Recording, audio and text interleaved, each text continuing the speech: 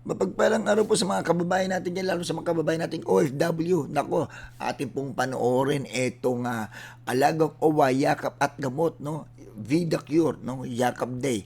Itong video na ipapakita ko sa inyo, dapat nyo mapanood to para malaman ninyo kung ano-ano po yung mga benepisyo at diskwentong makukuha nyo po sa OWA. Lalo na sa inyong mga kababayan nating OFW na hindi pa po alam to. Panoorin po natin mga kababayan.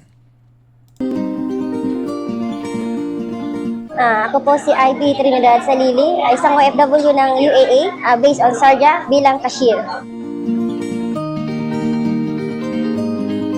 Sa mga gamot, especially sa akin, may maintenance. I think 100% na dapat i-implement lagi. Kasi bilang OFW, syempre, hindi naman lahat ng OFW malaki ang sahod, di ba? So, yung mga maintenance, especially sa mga risky na sakit, malaki. Malaki yung mga perang kailangan bitawan. Pero dahil siguro, dahil meron na tayong magandang serbisyo ng OWA, kami mga OFW may masasandalan at maaasahan pagdating sa gamot.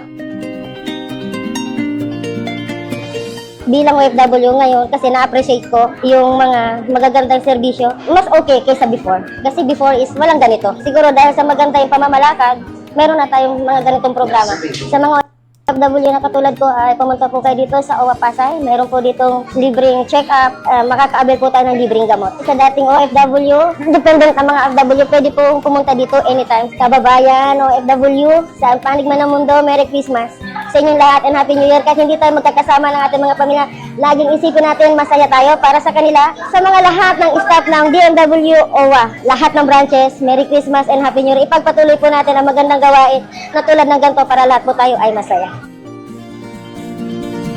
Ayan po mga kababayan, ang patunay po na talagang marami po natutulungan ang OWA at ang DMW. No? Sa mga kababayan po natin na hindi pa po alam itong mga programang ito ng OWA na kung saan may mga diskwento at may mga libreng gamot, no? Libreng gamot po na sa loob po ng isang taon meron po kayong 20,000 na magagamit para sa pagbili ng mga gamot, no? So alamin niyo po 'yan, marami pa pong iba kaya maraming salamat po sa gobyerno natin, lalo na sa ating mahal na Pangulo PBBM at sa ating OWA administrator po na si Ma'am PY Kaunan, Attorney Patricia PY Kaunan, at siyempre sa DMW rin po sa si Hans Leo Kakdak po, no? So salamat po sa inyong lahat, at dahil nga po kita naman po natin yung sipag po ng ating OWA administrator na si Ma'am PY,